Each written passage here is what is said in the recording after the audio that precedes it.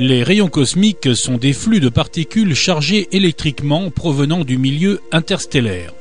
Les ondes ou les flux électromagnétiques, selon leur fréquence et leur énergie, peuvent être classés en rayonnement ionisant avec les protons ou en rayonnement non ionisant avec les photons. Les rayons cosmiques sont surtout constitués de particules de protons chargées en très haute énergie électrique positive. Il est acquis par la communauté scientifique internationale que ces rayons cosmiques sont nocifs pour les êtres vivants. De plus, la NASA vient de mettre en évidence des effets délétères majeurs sur la santé de ses cosmonautes. L'existence de ces rayons cosmiques est actuellement un défi pour les physiciens théoriciens. C'est pour cela que le plus grand collisionneur de protons du monde, de plus de 26 km de circonférence, appelé LHC, est actuellement en construction entre 50 et 170 mètres sous terre au CERN à la frontière franco-suisse près de Genève. Nous pouvons voir grâce à cette simulation réalisée par des physiciens avec l'aide de puissants ordinateurs IBM SP une collision de particules de protons générées par l'interaction d'un faisceau de champs électromagnétiques. Prochainement, Next Up Organisation diffusera un reportage de vulgarisation sur le LHC du CERN. Comme un aimant, le champ magnétique naturel terrestre produit entre ses pôles des lignes de force invisibles de champs magnétiques. Quand le vent solaire rencontre ce champ magnétique terrestre, il le comprime dans une cavité aplatie côté soleil et étirée côté nuit. C'est cette cavité qu'on appelle la magnétosphère. Cette magnétosphère terrestre arrête les rayons cosmiques dans leur traversée de l'atmosphère et les désintègre en particules moins énergétiques. Néanmoins, une centaine d'entre elles, dites en résidus, nous traversent chaque seconde.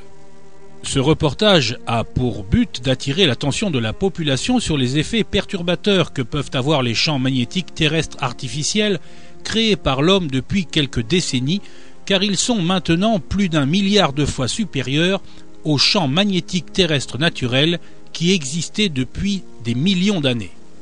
Actuellement, la communauté internationale dite officielle qui étudie les modifications climatiques fait l'impasse, voire nie sciemment ou non, les effets du changement artificiel de l'environnement électromagnétique de la Terre généré par l'industrie. Pourtant, cette nouvelle pollution électromagnétique chauffe notamment l'ionosphère et change sa densité. Celle-ci touche la magnétosphère à sa limite basse, située bien au-delà de l'atmosphère, dans l'ionosphère vers environ 1000 km d'altitude. Divers programmes d'études scientifiques, dont celui de la mission du satellite Déméter, évoquent l'hypothèse que l'augmentation colossale et sans précédent des champs électromagnétiques terrestres pourrait participer au réchauffement global de la Terre. Ces études sont disponibles sur le site de Next Up Organisation. Concernant l'humain, non seulement les effets d'une brève irradiation, flash, par les rayons cosmiques sont réels, mais ils ont été étudiés par les scientifiques de la NASA. Ces études scientifiques de la NASA corroborent avec exactitude les études scientifiques réalisées concernant une irradiation de forte intensité générée par les champs électromagnétiques des appareils de communication par radiofréquence. Le reportage que vous allez voir met une nouvelle fois en évidence les ruptures d'ADN, comme pour l'étude scientifique Reflex de l'Union européenne. Jusqu'à présent, il était considéré que l'énergie de photons issue des rayonnements non ionisants était trop faible pour provoquer la rupture de l'ADN. Néanmoins, à haute intensité, c'est-à-dire près des sources émettrices, les radiofréquences micro-ondes peuvent provoquer l'ionisation des systèmes biologiques du vivant. En conséquence, en sus de l'effet dit thermique, les irradiations par les radiofréquences micro-ondes, qu'elles soient pulsées ou non, modifient aussi les réactions chimiques et induisent des courants électriques perturbateurs nocifs dans les tissus et les cellules humaines. Next Up Organisation rappelle que ces diffusions de vulgarisation de l'information sur les effets des champs électromagnétiques sont destinées à être accessibles au grand public.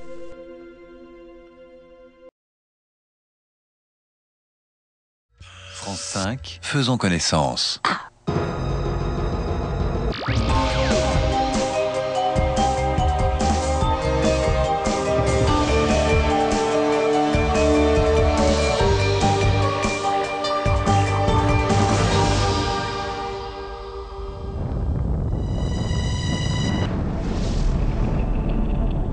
Les explosions solaires projettent des milliards de tonnes de radiation mortelle dans l'espace. Le champ magnétique terrestre nous protège contre ce dangereux déluge. Mais un astronaute qui se trouverait hors de son vaisseau spatial lors d'une éruption risquerait de mourir en l'espace de 10 heures. Ne dramatisons pas. Ces explosions ne se produisent pas très fréquemment et la NASA est capable de prévenir les astronautes en cas de danger. Pourtant, il existe un péril bien plus inquiétant, les radiations spatiales. Des rayons invisibles jaillissant d'étoiles lointaines projetées à travers l'espace, transperçant tout ce qu'elles rencontrent à la façon d'une mitraillette. Imaginez qu'en fermant les yeux, vous puissiez voir ces rayons cosmiques traverser votre corps. C'est ce qui est arrivé en 1969 aux astronautes de la mission Apollo 11. En regardant à l'extérieur de leur capsule, ils sont saisis par ce qu'ils voient. La Terre qui s'éloigne lentement dans l'espace. La face cachée de la Lune. Et de curieux éclairs lumineux dans leurs pupilles. De retour sur Terre, ils signalent ces flashs au centre de contrôle. La NASA demande alors au physicien Lawrence Pinsky de mener l'enquête. J'ai aussi vu des rayons ou des éclairs très fugaces. Ils étaient vraiment très fugaces. Certains ont décrit des choses qui ressemblaient à des éclairs. D'autres ont parlé d'étoiles, de points ou encore de stries. Lorsque l'information est révélée, de nouveaux astronautes avouent à leur tour avoir eu le même type de vision. Ils ne souhaitaient pas en parler parce qu'ils avaient peur de perdre leur autorisation de naviguer. Ils avaient bien vu des éclairs lumineux, mais personne n'en parlait. Et personne ne voulait être le premier à l'admettre. Selon Lawrence Pinsky, ces éclairs sont peut-être nocifs.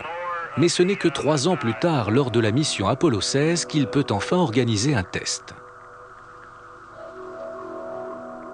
Il demande aux astronautes de se couvrir les yeux et de décrire les flashs lumineux.